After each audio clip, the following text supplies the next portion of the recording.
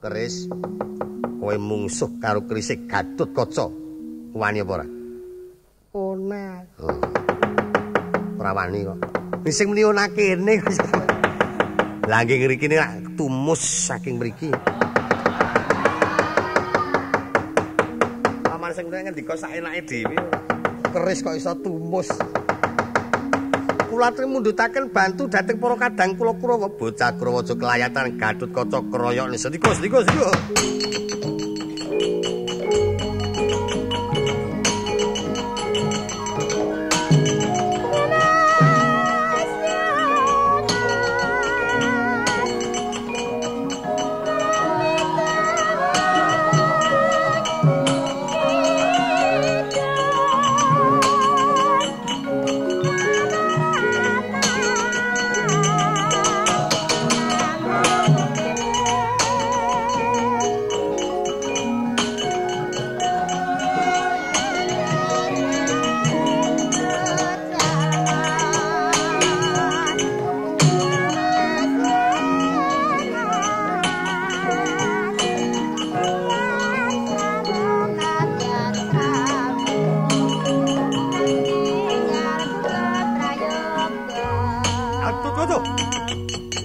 Iki sapa? Aku Pakmu Gedhe Durjaya.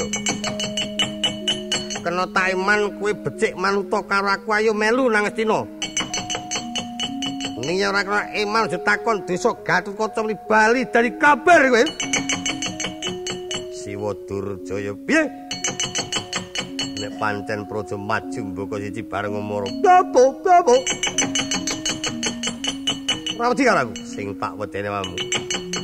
Ungalno dadamu tibantan karo bojo rontok iyamu gembol siramu.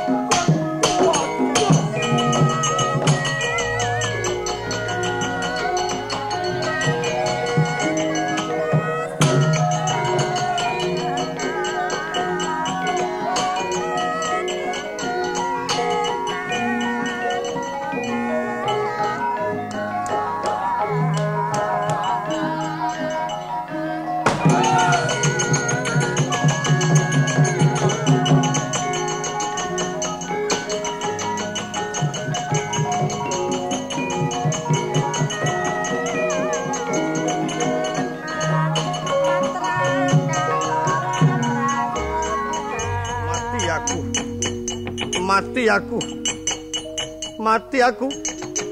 Aku ya iya. Kowe kapake karo Gatotkaca Dur. Gatotkaca kula antem beleng mawon. Ngantem kula plek tiba mengkurep candak gun-gunan kula tarik. Darepke mriko tempiling kadimburi iso kluwer. Tempiling iso ngluwer. Nggih. Gregeten kon nyandak pusaka gada. Nek cilik ngaten man, gedhe gada kula niki. Kula antem gada niki beleng men gendut man mboten. Gada disaut antemke bathuk kula lek penyonyong. candak antem sirah kula plek tiba mungkur antem kadipuri dil kluwer cemplung kalen. Wis barang wis ngluwer kok dadak neng kalen. Nggih niku man.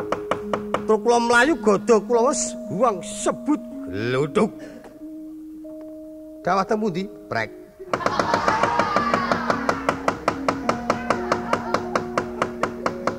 Kok prek serasa omong sirahku sigar.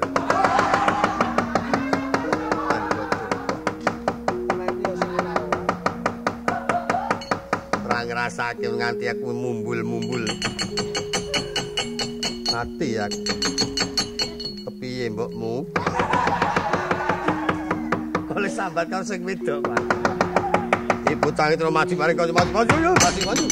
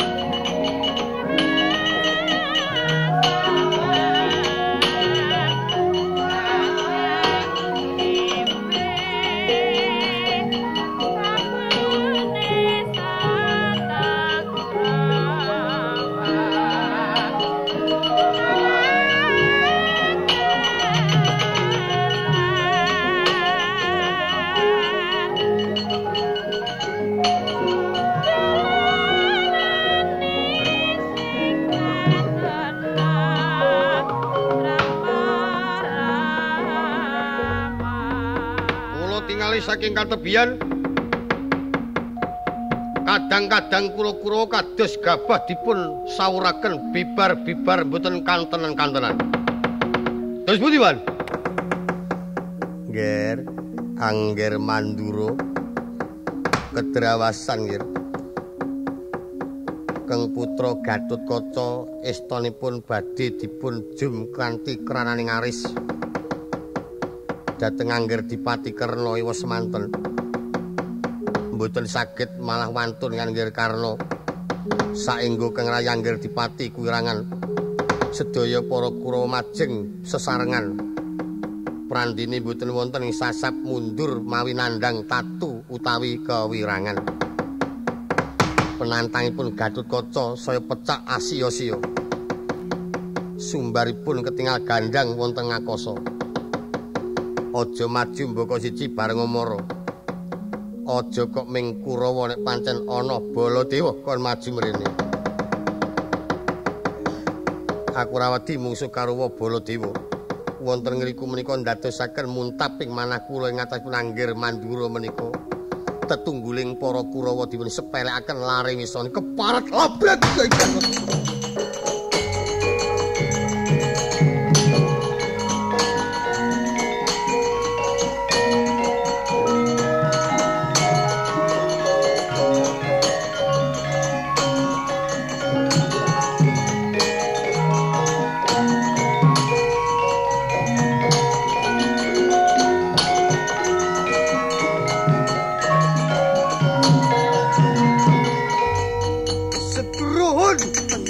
Patut bediagan lho.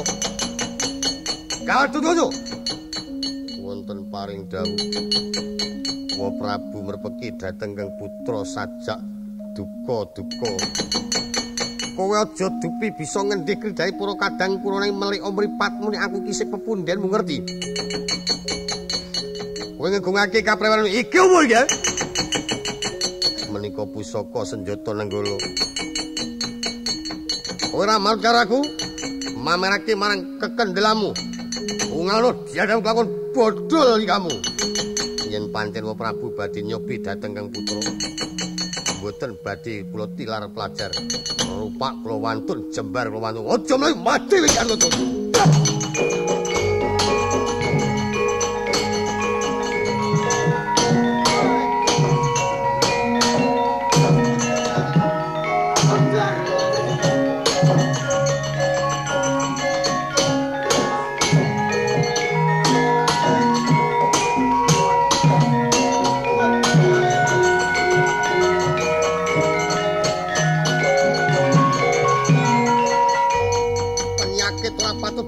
Yagan lolo gelak geleng bumi panfai jia jalangan kowe mundak pengalaman iso nyokot kowe kowe ketularan mbahmu kowe yo langgaken nyokot kuping kowe kaya mau bathok panase senajan kowe budya kaya ngopo leno kaprel kelawan giantol ngolo ya.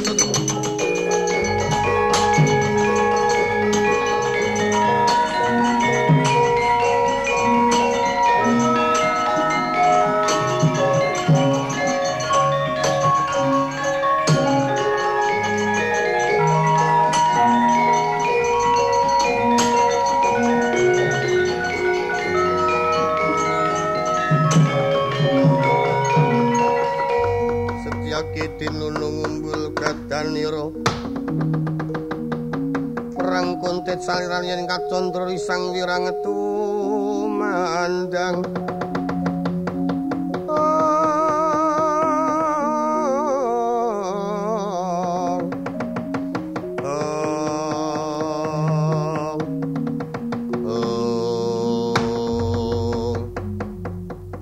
Yayi Setyaki apa Kakang Udawa menika mangke namung kendel kewala kula lan panjenengan kula kinten badhe wonten kedadosan Raja Pejah. Awit rikala majengipun para Kurawa ngaten kula mboten badhe nggadhahi raos nratap. Kula kinten ingkang putra Gatotkaca sami saged ngintasi damel. Leres ngendikanipun Kang Rakanata Ndorowati pancen tiyang Astina sering nimbulaken angkara murka. Namung kemawon sak bibaring para Kurawa menika ing temandang ingkang wonten peperangan malah ingkang Raka piyambak. Gusti kula sinuwun mandura. Ingkang mongko ngasta pusaka nenggala. Aduh Yayi, yen mboten enggal dipun pisah peperangan menika mangke temtu wonten ludira tumetes kuwanda ingkang gumlimpang. Aja nganti aku karo kowe keluputan marang Koko Prabu. Prayogane saiki kepiye? Kula kantun nderek kedahipun pun pisah namung kemawon lajeng panjenengan misah sinten, kula kadhawuhan misah sinten. Kowe milih apa nyekel Koko Prabu, apa nyekel Angger Gatotkaca. Kula tak trimah Angger Gatotkaca mangke mindak kecocok nenggala. Jalaran pusaka nenggala menika wisanipun mbebayani. Yen mengko nandum kaya mengko Koko Prabu tak cekeli Angger Gatotkaca cekelan nggih. Ngantos-antos Yayi, Kakang Udawa iki.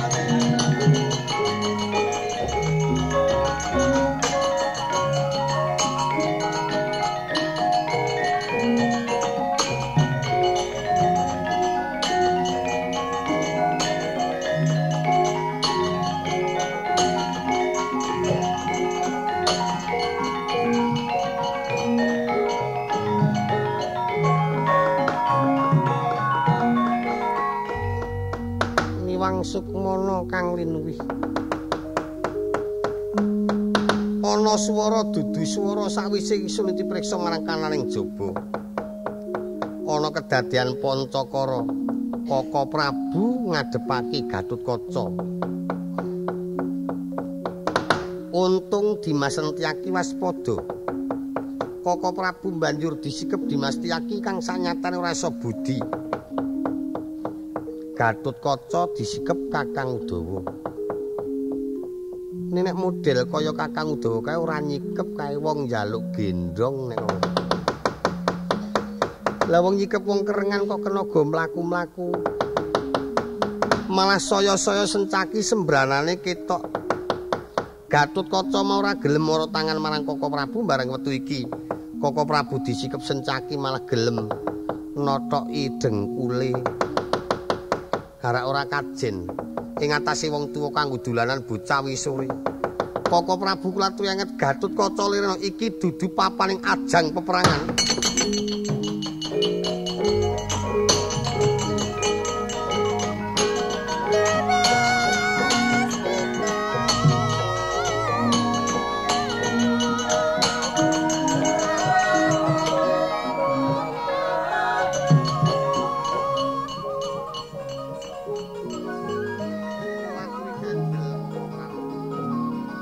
Sencaki iki kon semingkir. Sencaki rada semingkir. Wong edan.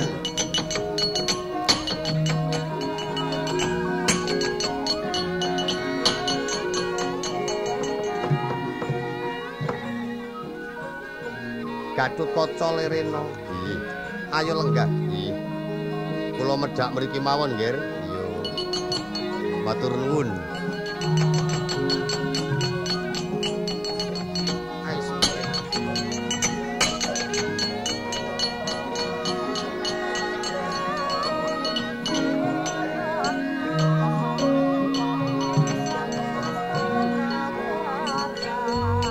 Kadang kula Kaka Prabu pulat wenget Purwa Duksina. Negari Ndwarawati menika sanes papan peperangan. Mugi Kaka Prabu kersa mendha kamurkanipun ampun ngantos nguja dumateng angkara murka tumuju ingkang putrapun Gatotkaca. Wis ora iso. Aku nek kon leren nesu nek iki wektu ora iso. Saya mempeng iki. Mingkal Yai Kresna kowe tresna karo aku apa tresna karo Gatotkaca? Nek pancen tresna karo aku Gatotkaca patenana. Sencaki sisan patenana. Awis Sencaki karo aku gelem sembrono. Inggih. Nanging yen pancen Yai tresna karo Gatotkaca ngeman Sencaki saking nyekela senjata cakra ayo do paten-patenan karo aku. Ibadya kados pundi kula tetep tresna kaliyan Kaka Prabu. Jer penyami kadang kula werda ing pantesipun minangka gentosipun Kanjeng Rama Basudewa. Nah nek pancen tresna karo pun Kakang Gatotkaca pateni, Sencaki pateni. Iya. Gatotkaca kula mrene nggir ing istakaken dawuh. Lenggah ingin prayoga ing istakaken dawuh. Sencaki lho rene nggih. Wonten paring dawuh lenggah nggih. Kowe bocah loro padha tak timbali. Aku nembe ditari karo Kaka Prabu. Apa tresna karo Kaka Prabu apa tresna kelawan jeneng sira bocah sekloron. Ingsun wis kebajut matur yen tresna karo Kaka Prabu sanane ingsun kapundhut supaya mateni Gatotkaca lan Setyaki. Dina iki kowe do tak pateni. Kantun nderek kersa dalem Prabu pejagesang kula wonten asta paduka. Kula kantun nderek kersa dalem Kaka Prabu menika larenipun sami purun. Senjata cakra dicepake gek tes-tes gek mati. Aku ora iso leren nesu iki. Sampun boten prumawi senjata cakra mangke kula pendhet pengapesanipun kemawon Gatotkaca temtu sampun sira margalayu. Aja takon dosa kelakon tak sendal mayang nyawamu. mati kudu gladran kuandamu. Sencaki kowe ketaman antepe tanganipun Kakang kudu tumeka ing pati. Mati, nggih. Menika lari kali sampun sirna margalayu Koko Prabu. Nek pancemen nesu Kakang Udawa Dundang. Kon nggawa wadyabala supaya banjur kuandane Gatotkaca Sencaki guang Samudra Laya. Mangke mindak kekathah pedamelan. Mangke kula buncanging angin. Kajengipun sami dawah wonten ing samudra. Mengkono. Aja takon desa tak guang angin klakon ana kuwandha kuntal. Bablas Gatotkaca.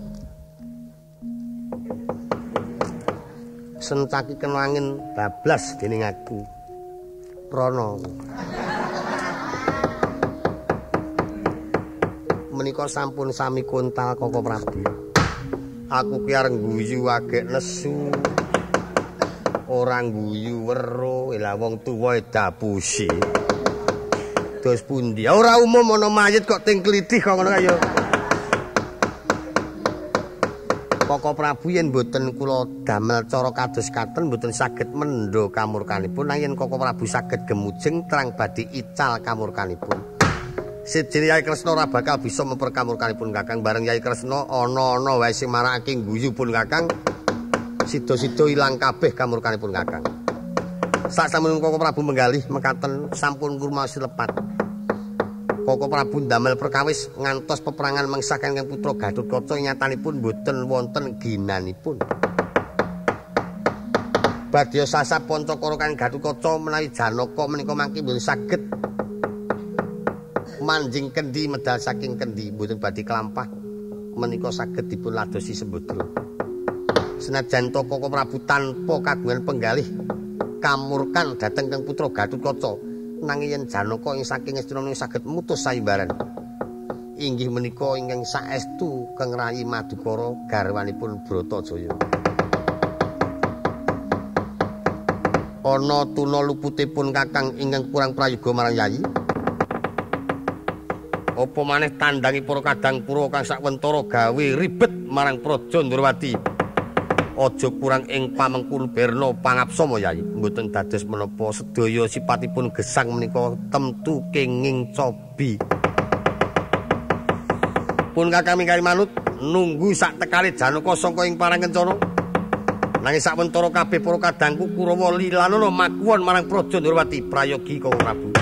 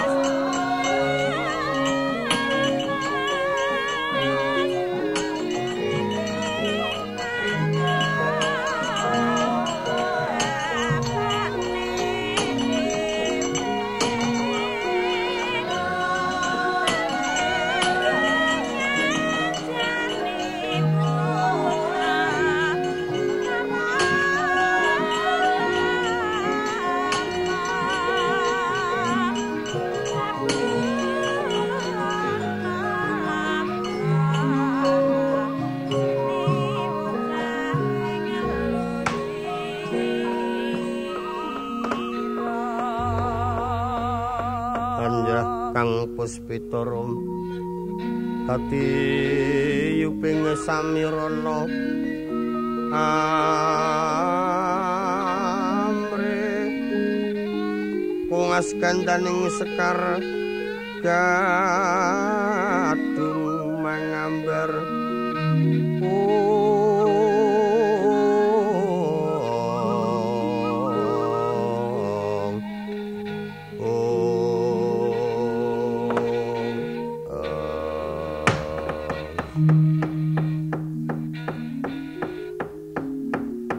Gatotkaca nuwun wonten paring pangandika. Ana tuna lupute wong atuh ing Mandura, aja nganti kurang longgar ing pamengku nripun dados menapa. gandeng wis bisa tata titi tentrem kanan kraton Ndorowati jeneng Siraja nganti wedi kangilan becik mbatutna lumyat sira sowan ing praja Parangkencana tak suwun kanthi banget marang Jawata supaya enggal-enggal Dimas Arjuna tedhak ing praja Ndorowati ngleksanani apa kang dadi pamundhut ingsun kula ngestakaken dawuh kejawi saking menika keparengipun putra nyuwun pamit nglajengaken anggen lumaksana sowan wonten praja Parangkencana ora liwat sing prayitna ngati-ati aja nganti kaya bocah cilik dateng sedika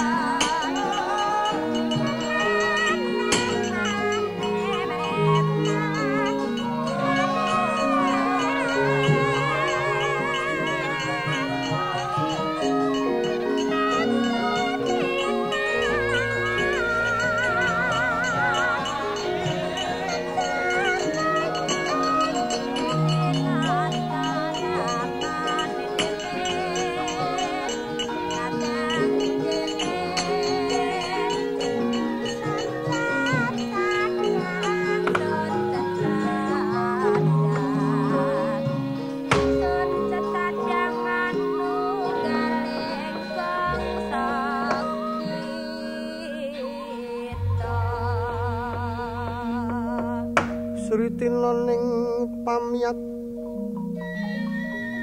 busana maneka warna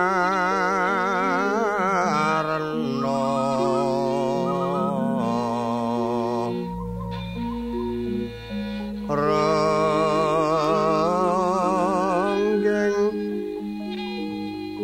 kencana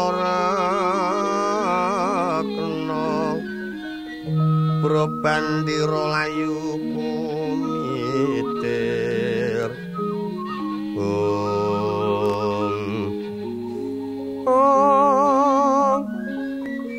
sinerang pandher sing maruta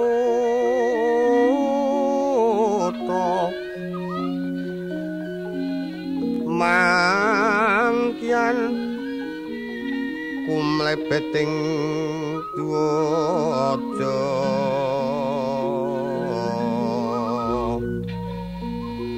rusuk brasta kayu kaprapal ron mawuran draing bumi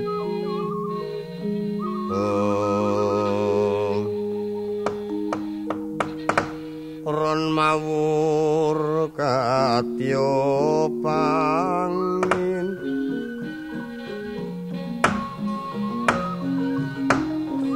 ukilo ambyar sumebar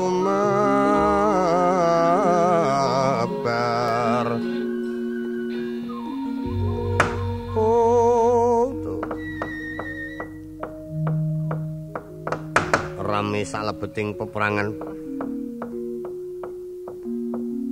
sapurnaning peperangan Raden Gatotkaca nglestanturaken nggih saksana arsa sowan wonten ing praja Rancang Kencana Manjing wonten madyaning wana katon ngayam malas nggih lumaku. Minggah ukir sengkan-sengkan manut bambing kapering lemamiring geger menggerang gugur. Sawunya tumekeng pucang arguna rajang sila kang mangkapit mergi kang sempit. Dasari kala semana surya katon manjing bantala meracih nalian rina gumanti latri. Prandini datan kersa kendhek yen lumaksana lestantun manjing wana perjaten tumurun ing jurang curi ora ngitung marang bebaya ing margi. Kacarian kang den ulati kang kinarya boring laku mung kumlaping tatit tindak nulis jangka mangutan wenten nguna dayanuru. Pangalinging cipta daya-daya dumugi wonten ing praja rancang kencana. Sinegek inggih wonten madyaning wana nenggih kocapa ingkang kinaos sinambeting carita. Kacandra tunggal kandhani siji caritane ora liya kejaba mung adeging pertapan Kendali Sada. Sang Tapa Begawan Mayangkara ingkang pinuju lenggah nampi marang tedhakira ingkang putra Raden Janaka ingkang nembe mbangunaken tapa. Kasibo marang para tantrik mangu jejanggan kalamunta tinun sangka Mandrawa durung nganti lenggah wonten bali pajraban kawistara Kumarana Sundul Wiyadi.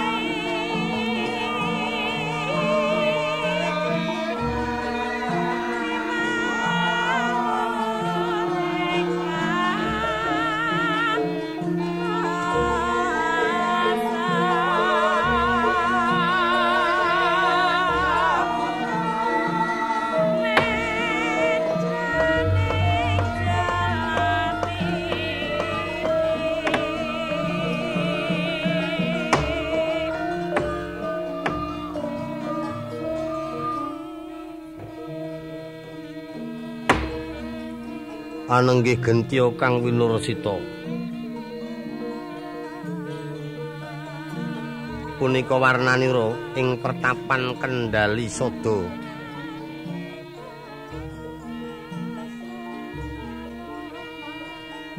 Ing aus kundang pertapan iku satu mara satu mati jalma mara keplayu. Gawat keliwat-liwat ringit kepati-pati. Yen dalu ketingal ngenyong langut yen rina katon sepen. Kejaba mung swaraning kutu-kutu warangataga rinten pantara dalu tansah munya wonten telenging garumbul. Tata rengganing pertapan mengkeraken arga ngananaken wana genggeng bung liwang-liwung ngiringaken jurang ingkang langkung lebet ngajengaken pelataran ingkang sawetawis wiyar.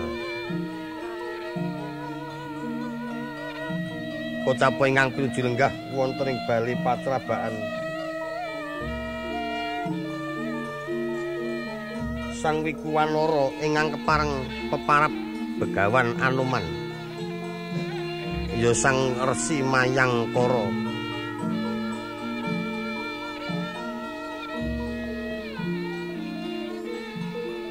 Rikala semana iku Senopati Pancawati Denda.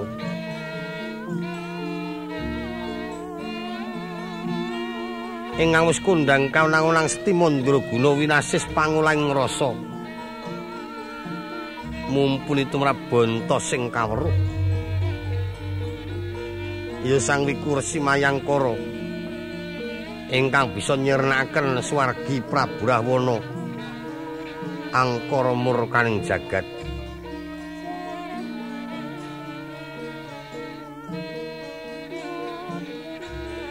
Keparengna semedi wonten ing pertapan Kendali Sada. Ingkang kulo minangka dadi pangayoming kraton Dwarawati.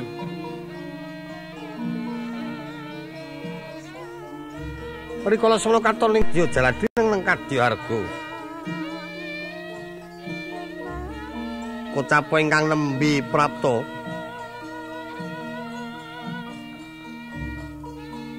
ora kaya tedhake Satya Madukara. Raden Janaka ingkang nembe mbangunaken tapa.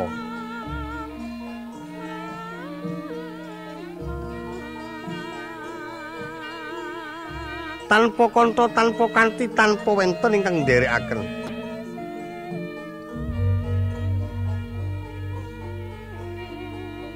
Sawenya manjing wonten ing pertapan Kendali Sada. Sang Wiku Mayangkara prisa saknalika sigra ngenyok angacarani.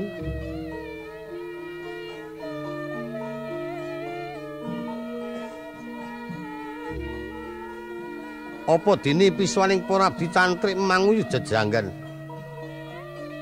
Gunggung wulu buntung kang sami anggegulang ing rasa. Sirtan wenten kang samya sabawadrih kalamunta nampi deduka.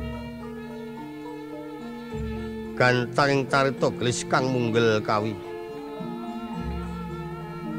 Sawenya Sang Wiku prisa Raden Janaka tedhak katon ning Kadya Jaladri neng Kadyaharga. Kepareng wijining sabda estri manah arsa angacarani pangudas Marindriya ingkang wis magut ing lati.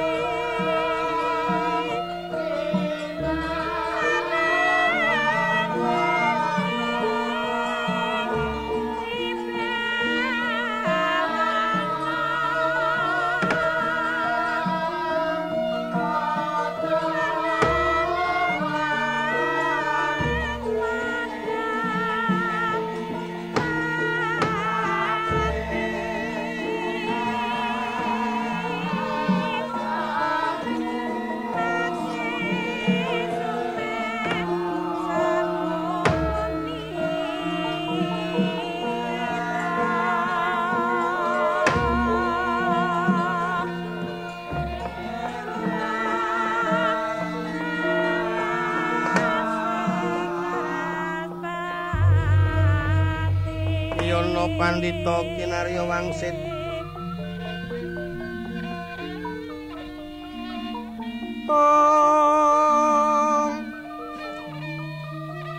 pindha kombang lesepa madu sarining tawa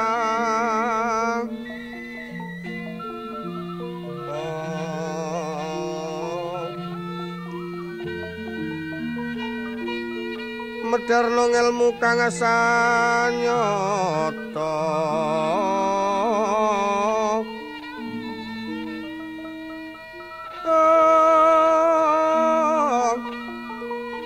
mengkuliring kasujanan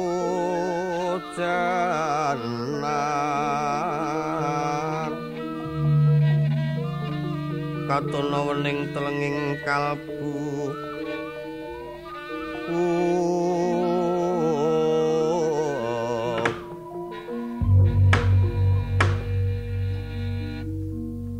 bawono langgeng sinunggi tanaurat sesembahan kula wonten Mercapada Raden Janaka keparenga kula ngaturaken perbagi panakrama wonten ngersanipun sesembahan kula Raden Arjuna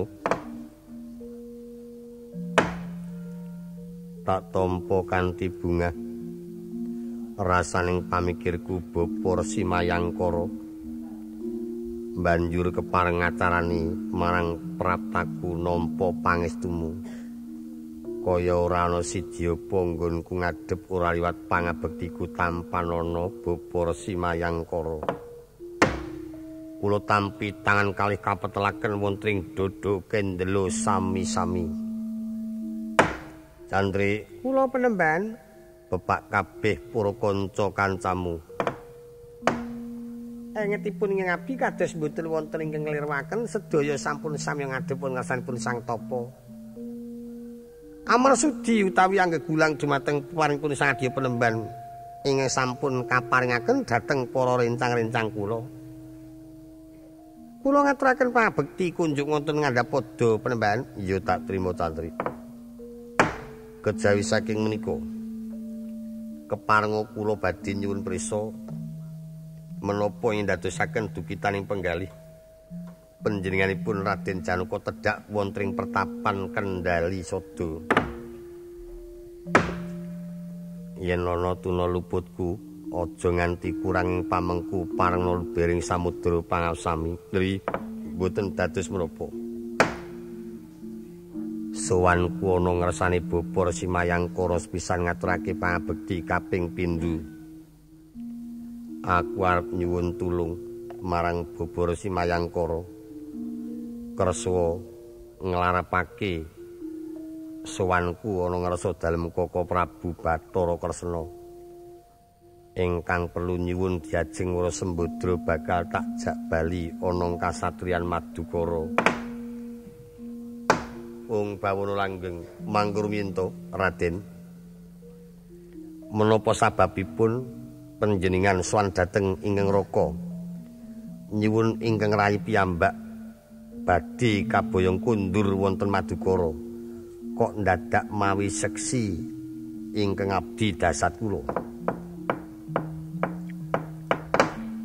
rikala semono aku oncat sangka Madukara ora pamit manjing ana ngalas nggenturake tapa ngudi marang katentremaning para kadang lan ayo-mayeming para kawula aja nganti wiwit dina iki tekan besok sak bakdane perang Bratayuda pinaringan bebendu tansah paringana ayo-mayem tata tentrem para kadangku iki nanging sawise purna tapaku aku ana dalan mirengake pekabaran menawa negara Ndarawati wektu iki wis ana Janaka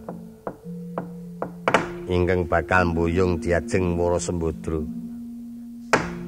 Ingkang kaya mengkono yen nganti sowanku tanpa ana seksine, ijen tanpa kanthi bisa kelakon akeh para kadang lan para sesepuh kang anggep aku telik sandipaya. Mula kang seka iku aku kanthi marang Bapa Mayangkara minangka seksi yen aku pancen nembe saka mbangunake tapa. Aja nganti para kadangku kagungan pangira yen aku iki sipating dom sumurping banyu. Awonipun wonten ngriku menika benjing malih. Yen badhe ngenturaken teki menapa lepatipun lan menapa awonipun panjenengan kedah taliwara dhateng para kadang tuwin para garwa. Upama aku nganggo taliwara tak kira para kadang nolak kang dadi panuwunku apa maneh para garwa mesti ngukuhi kekarepku. Bisa kelakon kurang ening kang dadi ciptaku.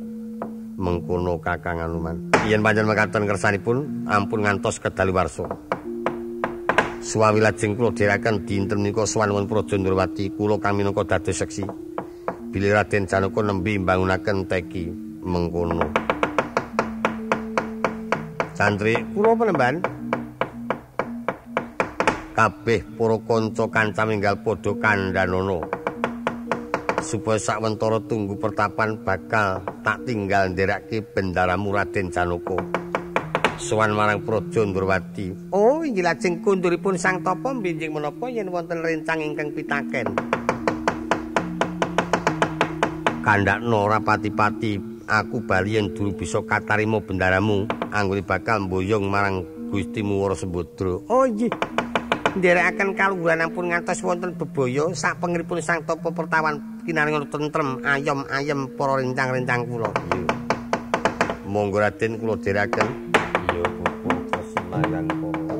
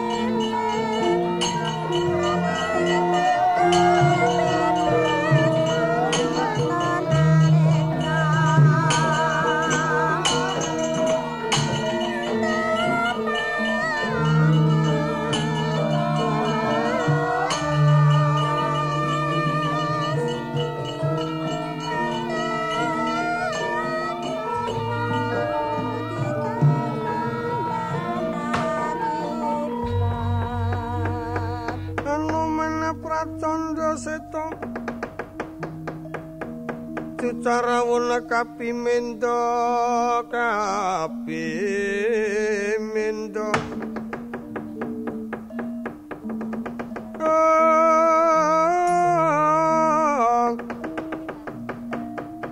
mangalingono Sang Bayu Manggarmaya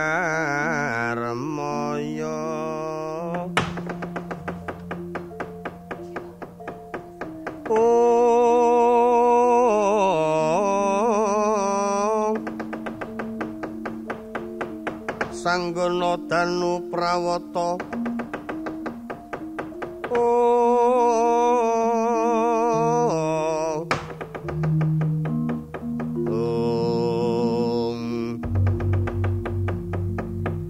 Yes Tunggara jagat Manik Raja Dewaku sawise aku rada adoh nggonku nderekake Raden Arjuna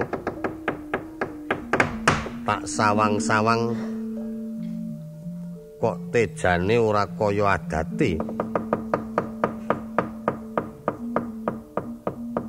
yen tak dulu sangka kaduan kaya teja suwerna mongko sekabeng teja kuwi aku apal teja subrah teja banyu tunggeng maya tejaning pandhita tapa swerna tejaning satriya yen iki tak kira senajan ana teja ingkang pindha warni teja swerna memanone kaya dene tejaning dewa. Lah apa kelakon ana dewa ngejawantah nyoba karo Anoman. Ora ana alane adoh tak cerakane cerak tak wraketake ya waton becik-becik tindake ora ana alane. Aku kudu tut wuri lan kudu njaga marang tata rahayuning laku. Nanging senajan tono tejo yen pancen kulo tejaning dewa tumindake ora bakal bener. Akhir tembe bisa kewiyak wewadine aja takon dosa.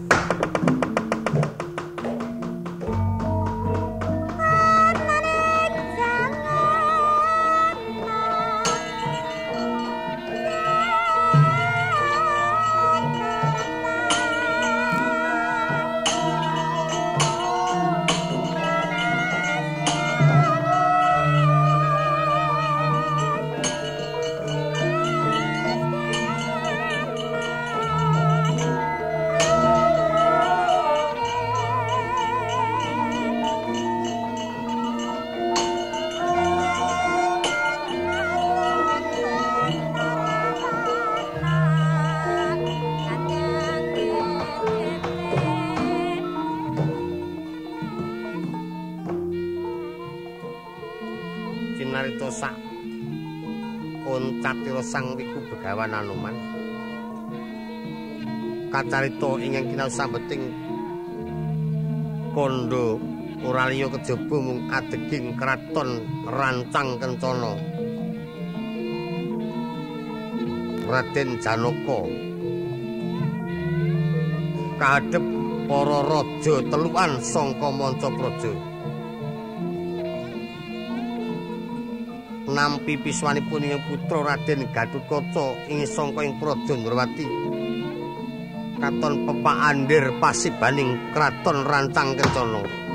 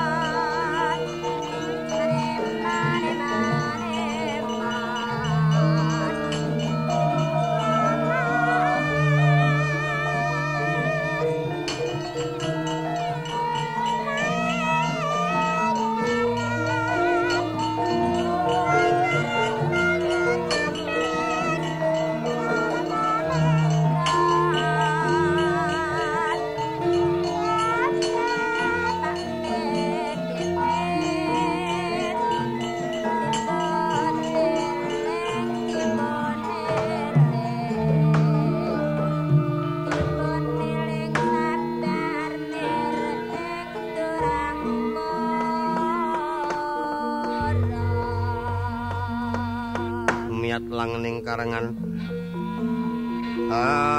gelar pandam muncar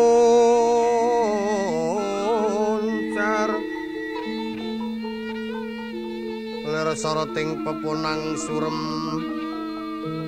tanpa adang kasungan wijiling sasongko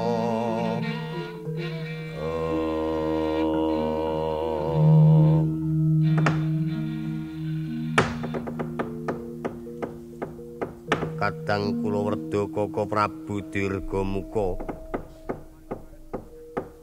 wonten paring pangandika Yayi Prabu Janaka mboten badhe pangling menika kados